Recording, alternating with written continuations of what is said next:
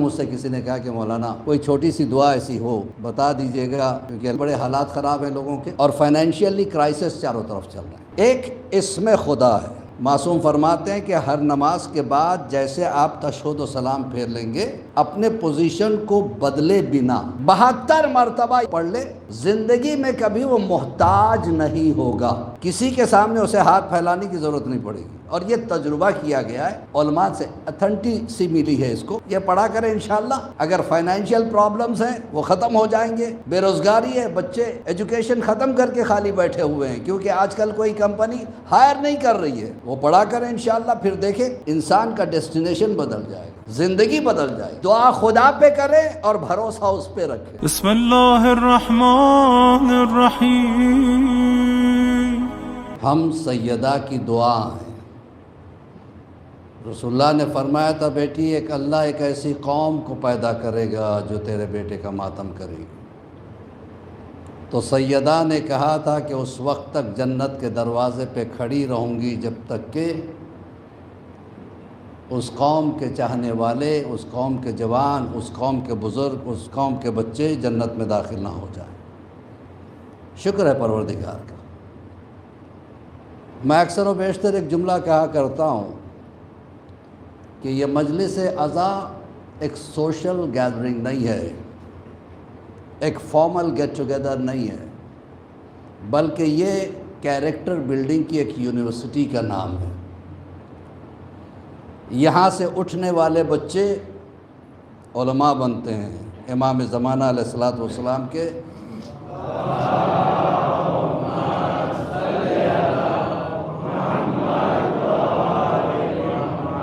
چاہنے والے بنتے ہیں۔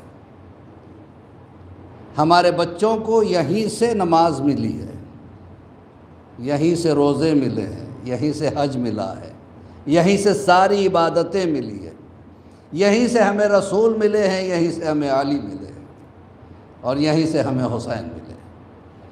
لہٰذا ہمارا عقیدہ عزاداری کے ساتھ بہت زیادہ جڑا ہوا ہے۔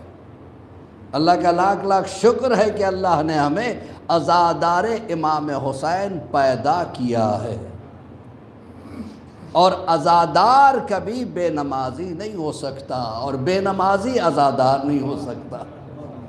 ایک صلوات پڑھے بر محمد و آل محمد۔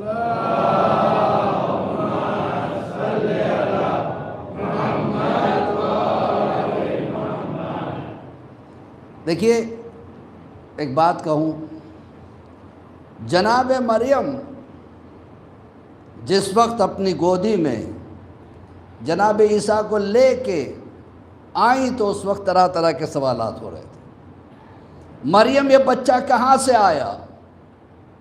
تمہاری تو شادی بھی نہیں ہوئی تھی، یہ بچہ کہاں سے آیا؟ ادھر سے اللہ نے حکم دے دیا تھا مریم خاموشی کا روزہ رکھ لینا، اگر کوئی پوچھے تو بچے کی طرف اشارہ کر دینا، یہ معصوم بچہ تمہاری پاک دامنی کی گواہی دے گا۔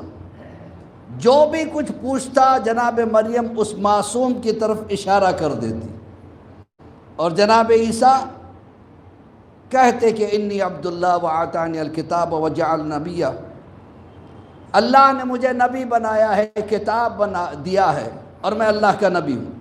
سب خاموشی سے واپس چلے جاتے۔ لیکن جناب مریم کے کیریکٹر کو آپ دیکھیں، کتنا بھروسہ ہے ایک معصوم پہ۔ ایک معصوم ملا تھا جناب مریم کو، کتنا بھروسہ ہے۔ ہمارے تو 14 معصوم موجود ہیں۔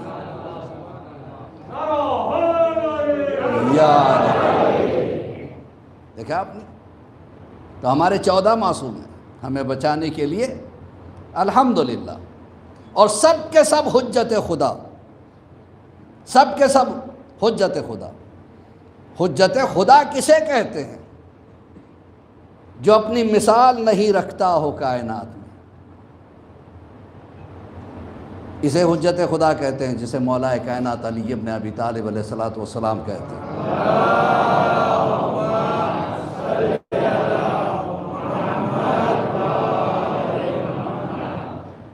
کیا اتھارٹی تھی مولا کو، کتنی طاقت ہے مولا کے پاس، کتنی اتھارٹی ہوتی ہے حجت خدا کی۔ کچھ نوجوانوں نے مل کے بہت مشہور واقعہ ہے، ایک نوجوان کو تیار کیا کہ رسول اللہ کہتے ہیں کہ علی کے پاس علم غائب ہے، چلو ہم آزماتے ہیں۔ کہ کیا کرنا ہے؟ کہ ہم تجھے تابوت میں لٹائیں گے اور علی کے پاس لے جائیں گے، کہیں گے نماز جنازہ پڑھا دو۔ اب ظاہر سی بات ہے، کوئی تابوت کھول کے تو نہیں دیکھا کہ جنازے میں کون ہے۔ کہ چلو، ماں سن رہی تھی کہ کس کا امتحان لینا چاہ رہے ہو؟ علی کا؟ کہ بس تفریح ہے اور کچھ نہیں ہوگا۔ اب لڑکا تیار ہو گیا، کہنے ماں منع کر رہی تھی، کہا نہیں ماں کوئی بات نہیں، بس تفریح ہے، تھوڑی سی تفریح ہو جائے گی۔ یہ خاموش ہو گئی۔ تابوت لے کے آئے مسجد میں، مولا کائنات تشریف فرما ہے، مسجد کے صحن میں تابوت رکھا۔ آئے مولا ذرا نماز جنازہ پڑھا دیجئے۔ مولا نے ایک مرتبہ ان کی طرف دیکھا، تابوت کی طرف دیکھا، ارے جس کی تلوار نسلوں کو دیکھ سکتی ہو۔ پلٹ کے کہا کیا تم یہ چاہتے ہو کہ میں اس مردے کی نماز پڑھاؤں؟ اس کی نہیں کہا، اس مردے کی نماز پڑھاؤں؟ کہا ہاں مولا۔ دوبارہ پوچھا کیا تم چاہتے ہو میں اس مردے کی نماز پڑھاؤں؟ کہا ہاں مولا۔ علی اٹھے، ادھر نماز کے لیے کھڑے ہوئے، پیچھے سے ہنسی کی آواز آئی۔ کہا کیوں ہنس رہے ہو؟ کہ سرکار آپ جسے مردہ سمجھ رہے ہیں وہ زندہ ہے۔ کہ زندہ تھا۔ جب میں نے کہا کیا میں اس مردے کی نماز پڑھاؤں تو مر گیا۔ کہ یہ کیسے ہو گیا؟ کہ دیکھو اگر زندہ ہوتا تو تمہاری ساتھ تمہارے ہنسی میں شریک ہوتا۔ اس کی خاموشی اس بات کی دلیل ہے۔ تو ایک لڑکا آگے بڑھا رہے، اٹھ۔ کہاں سے اٹھے گا؟ اب جو تابوت کھول کے دیکھا تو مر چکا تھا۔ کہ مولا غلطی ہو گئی۔ کہ نہیں اب لے جاؤ، گاڑ دو اس کو، گاڑ دو اس کو۔ اب لڑکے گئے اس کی ماں کے پاس۔ کہ میں نے پہلے ہی کہا تھا کہ اب کیا ہوگا، اب تو تیرا بچہ مر گیا۔ ارے ماں کہتی جو مار سکتا ہے وہ زندہ بھی کر سکتا ہے۔ اور آگے کیا جملہ کہا، اے زندوں کو مردہ، مردوں کو زندگی دینے والے علی، میرا ایک لوتا بیٹا ہے، اٹھا دو۔ مولا نے ایک مرتبہ کہا اٹھ۔ اب بچہ جو کھڑا ہوا، نوجوان جو کھڑا ہوا، تو علی ولی اللہ کہتا ہوا کھڑا ہوا۔ یہ ہے اتھارٹی، اس کو کہتے ہیں اتھارٹی۔ لیکن ذرا سا پہلو بدل کے دیکھیے، وہ جو زندگی دے سکتا ہے، مردہ بنا سکتا ہے، گھر میں فاقے ہے۔ سیدہ نے کہا یا علی 2 دن سے بچے بھوکے ہیں، کہ میں کام کی تلاش میں جاتا ہوں۔ کام نہیں ملا مولا کو، کسی صحابی کے پاس گئے، کہا مجھے 2 درہم قرضہ دے دو۔ صحابی نے دے دیے۔ اب علی چلے ہیں وہ 2 درہم لے کے کہ کچھ اناج خریدوں تاکہ گھر میں روٹی بنے اور بچے کھائیں۔ دیکھیے اگر کسی کے پاس پاورز آ جاتے ہیں نا، پھر اس کے مزاج آسمانوں پہ ہوا کرتے۔ پاور اتنے کہ زندے کو مردہ کر دے، مردے کو زندہ کر دے، اور ڈاؤن ٹو دا ارتھ اتنے کہ بچے فاقوں کی زندگی گزار رہے ہیں۔ 2 درہم لے کے مولا کائنات چلے، راستے میں دیکھا کہ مقداد کے آنکھوں میں آنسو ہے۔ کہا مقداد کیا بات ہے، کیوں رو رہے ہو؟ کہا 3 دن سے میرے بچے بھوکے ہیں اور مجھے کوئی کام نہیں مل رہا ہے۔ یہ 2 درہم کی طرف دیکھا، مقداد کی طرف دیکھا، کہا اچھا یہ لے لو۔ اب وہ 2 درہم تو مولا نے ادھر دے دیا، اب کیسے گھر آئیں؟ گھر نہیں جاتا میرا مولا، مسجد کو چلے۔ مسجد میں جا کے بیٹھے ہی ہیں، رسول نے کہا یا علی ادھر آؤ۔ مولا اٹھ کے رسول اللہ کے پاس بیٹھ گئے۔ کہا یا علی بڑی بھوک لگ رہی ہے، چلو تمہارے گھر کچھ کھا لیتے ہیں۔ اب مولا کیا کہے؟ یہ نہیں کہا کہ مجھے آج 2 درہم ملے تھے، مقداد کو دے کے آئے، اسے کہتے اتباع۔ کہا ٹھیک ہے سرکار چلیے بسم اللہ۔ ادھر سے رسول چلے اور علی چلے، جیسے گھر میں پہنچے کہا سیدہ آج آپ کے بابا آئے ہیں کھانا کھانے کے لیے۔ کہا ہاں کھانا تیار ہے۔ بہترین ڈش سامنے رکھی۔ کہ یہ آیا کہاں سے؟ کیا علی نہیں جانتے تھے؟ جانتے تھے، ہمارے لیے سوال کیا یہ آیا کہاں سے؟ جواب رسول دے رہے، وہ جو 2 درہم تو نے مقداد کو دیے تھے، اللہ نے اس کے عوض میں یہ بھیجا ہے۔ کتنی اتھارٹی ہے، اسے کہتے حجت خدا۔ امام حسن مجتبی حجت خدا۔ حجت خدا وہ ہوتا ہے جو کہہ دے وہ ہو جائے، اسے حجت خدا کہتے۔ مولا حسن خطبہ دے رہے تھے، ایک شخص نے آ کے بدتمیزی کی، تو مولا حسن نے بس اتنا کہا، ہشت، عربی میں جانور کو بھگانے کے لیے ہشت کہا جاتا ہے، جیسے کہا ہشت وہ جانور بن گیا۔ کتنی طاقت، زبان میں کتنی طاقت۔ جانور بن گیا تو اب رونے لگا، فریاد کرنے لگا۔ اس کا بھائی برابر میں بیٹھا تھا، کہ سرکار اس سے غلطی ہوگی، اسے معاف کر دی۔ کہ جا معاف کیا، ادھر کہا وہ پھر انسان بن گیا، اسے کہتے حجت خدا۔ جناب سیدہ دعوت آئی ہے شادی میں شریک ہونے کی، کہ شہزادی شادی میں آ جائیے۔ تو شہزادی کی آنکھوں میں آنسو آ گئے۔ رسول اللہ نے پوچھا کیا بات ہے بیٹی؟ کہ کیا بتاؤں بابا، میرے پاس کوئی ایسا لباس نہیں ہے جو شادی میں پہن کے جا سکوں۔ ملکہ کائنات ہے سیدہ، اس کے باوجود دیکھیے صبر و استقلال، اسے کہتے حجت خدا۔ صبر کتنا، کہ بابا میں جانتی ہوں کہ یہ لوگ مجھے احترام سے نہیں بلا رہے، یہ جو بلا رہے وہ یہودی ہیں، میرا مذاق اڑانے کے لیے بلا رہے ہیں کیونکہ میرے پاس اچھے لباس نہیں ہیں۔ ادھر گفتگو ہو رہی ہے، ادھر سے جنت سے جبرائیل لباس لے کے آ گئے کہ اللہ نے آپ کی بیٹی کے لیے لباس بھیجا ہے۔ جناب سیدہ نے اسے زیب تن کیا، شہزادی ادھر کی، لباس ادھر کا، ایسا نورانی چہرہ کہ ایک مرتبہ جیسے عورتوں میں پہنچی ہیں جناب شہزادی، 500 عورتیں تھیں، سب کے سب غش کھا کے گر گئی۔ جو دلہن تھی وہ مر گئی۔ یہ بہت مشہور کہانی ہے۔ ہمارے بچپن میں ہمارے گھروں میں بزرگ عورتیں جو ہوتی تھیں وہ کہانی مانتی تھی، اور یہ کہانی پڑھتی تھی جب ان کی منتیں پوری ہوتی تھی، تو پتہ چلا کہ معجزات کا پڑھنا بھی بہت زیادہ ثواب ہے۔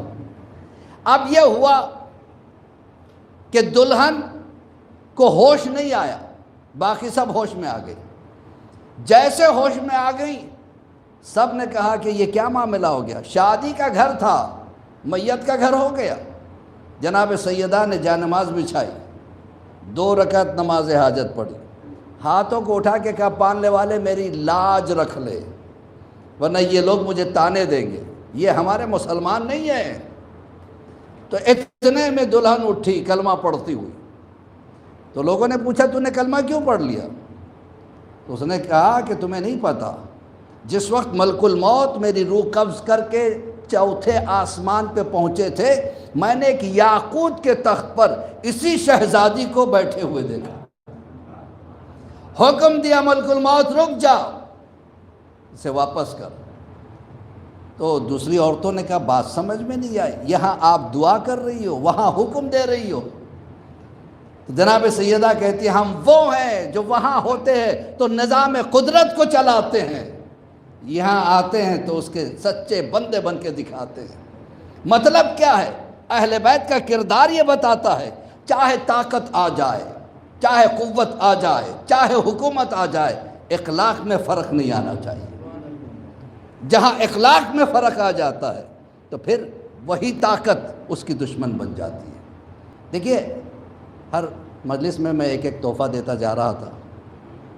آج بھی مجھ سے کسی نے کہا کہ مولانا کوئی چھوٹی سی دعا ایسی ہو بتا دیجئے گا، کیونکہ بڑے حالات خراب ہیں لوگوں کے، اور فائنینشیلی کرائسس چاروں طرف چل رہا ہے۔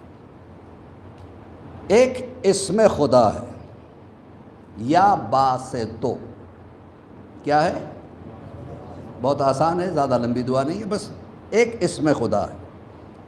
معصوم فرماتے ہیں کہ ہر نماز کے بعد جیسے آپ تشہد و سلام پھیر لیں گے، اپنے پوزیشن کو بدلے بنا 72 مرتبہ یا باسط، اب یہ 72 ہی کیوں کہا؟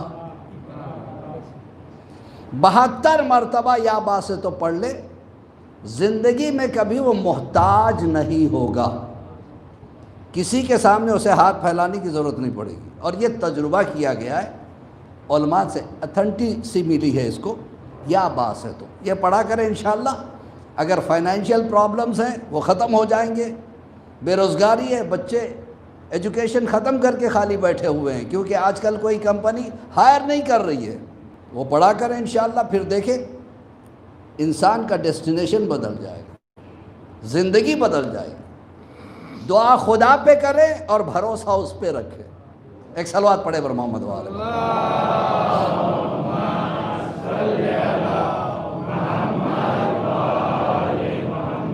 جناب عبداللہ، ان کا ذکر بہت کم ہوتا ہے، اور بہت پہلے جب میں نے عشاء پڑھا تھا تو تب بھی میں نے جناب عبداللہ کے کچھ حالات بیان کیے تھے۔ جناب عبداللہ کون؟ جناب جعفر طیار کے فرزند عبداللہ ابن جعفر، مولا کائنات کے بھائی جناب جعفر، ان کے بیٹے کا نام ہے عبداللہ۔ اور جناب جعفر جناب ابو طالب کے فرزندوں میں سے وہ فرزند جس کے لیے رسول کہے اے جعفر اللہ تمہاری چند چیزوں کو بہت زیادہ پسند کرتا ہے، اس میں سے ایک چیز یہ ہے کہ تم بتوں کے سامنے سجدہ نہیں کرتے، دوسری چیز یہ کہ تم کبھی جھوٹ نہیں بولتے، تیسری چیز یہ تم کبھی حرام نہیں کرتے۔ اب یہ بھی بتا دو کہ یہ کیوں نہیں کرتے؟ تو جناب جعفر طیار نے مسکرا کے کہا میں اس لیے سجدہ نہیں کرتا بتوں کے سامنے کہ اس کو انسان خلق کرتا ہے، اور انسان کو خدا خلق کر، ابھی اسلام کا اعلان نہیں ہوا ہے۔ ایمان جناب جعفر طیار کا کتنا تھا؟ دوسری چیز یہ ہے جھوٹ وہ بولتا ہے جو ڈرتا ہے، اور میں ابو طالب کا بیٹا ہوں اور علی کا بھائی ہوں۔ ایک بلند ترین صلوات پڑھے بر محمد اور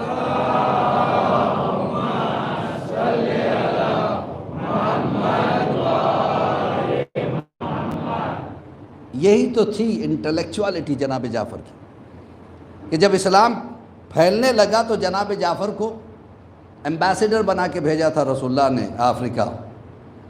اور ایمبیسیڈر جو ہوتا ہے، آج اگر ہندوستان کسی کو اپنا ایمبیسیڈر بنا کے کسی کنٹری میں بھیجتی ہے تو اس کے علم پہ پورا یقین ہوتا ہے، ہر طرح کے اس کے ٹیسٹ لیے جاتے ہیں کہ اس کا علم کیسا ہے، اس کا صبر کیسا ہے، اس کی پرسنالٹی کیسی ہے، اس ساری چیزوں سے مطمئن ہونے کے بعد کوئی بھی حکومت ایمبیسیڈر بنا کے بھیجتی ہے۔ تو سوچئے جناب جعفر طیار کا کیا عالم رہا ہوگا۔ اور یہ جب واپس آ رہے تھے، آج افریقہ میں بہت اسلام پھیلا ہوا ہے، کینیا کو دیکھ لیجئے آپ، 60% جو ہے نا مسلمز ہے، 40% کرسچنز ہے۔ تنزانیہ میں دیکھ لیجئے کتنے مسلمان ہیں، یوگانڈا میں دیکھ لیجئے کتنے مسلمان ہیں، روانڈا میں دیکھ لیجئے کتنے مسلمان ہیں، ساؤتھ افریقہ میں دیکھیے کتنے مسلمان ہیں۔ یہ آئے کہاں سے؟ جن کے ایمانوں پر جناب جعفر کا احسان ہو، یہ ہے علی کے بھائی۔ اور رسول اللہ کہتے تھے میں شکر گزار ہوں میرے چچا ابو طالب کا کہ ایک بیٹا ایسا جس نے تلوار سے میری حفاظت کی، دوسرا بیٹا ایسا جس نے قلم سے میری حفاظت کی۔ یہ ہے جناب جعفر طیار۔ اور جس وقت جناب جعفر 7 سن ہجری کو واپس آ رہے تھے مدینہ، اس وقت مولا کائنات فاتح خیبر بن کے آ رہے تھے، تو رسول اللہ نے ایک جملہ کہا تھا کس کی خوشی مناؤں میں؟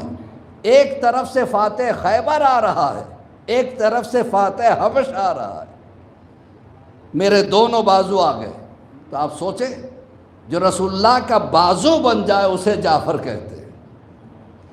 اور جناب جعفر آنے کے بعد ایک جملہ کہتے ہیں اب تک میں نے قلم سے جہاد کیا، علی تلوار سے کرتے رہے، میں چاہتا ہوں میں بھی قلم سے جہاد کروں اور تلوار سے، دونوں سے بھی، لہذا تلوار مجھے چاہیے۔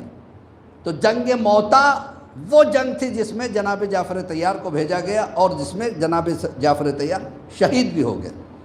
جب شہید ہونے کے بعد رسول اللہ پرسہ دینے کے لیے گھر آئے تھے تو جناب عبداللہ کے سر پہ ہاتھ رکھ کے ایک جملہ کہا تھا، اے عبداللہ اگر تو مٹی کو بھی چھوئے گا تو سونا بن جائے گی۔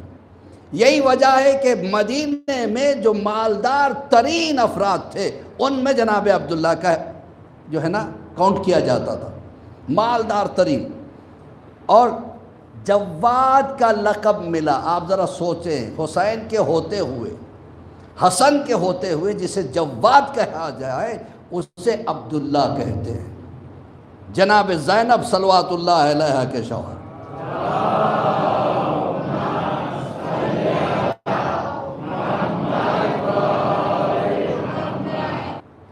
جناب زینب کی بھی ایک عادت تھی، جب بھی کوئی آتا، کوئی عورت آتی ان کے دروازے پہ تو جناب زینب اس کے سر پہ چادر اڑایا کرتی اور کہہ کے اڑاتی، میں عبداللہ کی بیوی ہوں۔ یہ نہیں کہتی کہ میں علی کی بیٹی ہوں، میں عبداللہ۔ اس سے پتہ چلتا ہے جناب عبداللہ کا نام کتنا بڑا تھا۔ اور جناب عبداللہ کے دروازے پہ فقیروں کی لائن لگا رہتی تھی ہر روز۔ پھر جناب عبداللہ سب کو اتنا دیتے کہ مہینے بھر انہیں کسی چیز کی کمی نہیں رہتی۔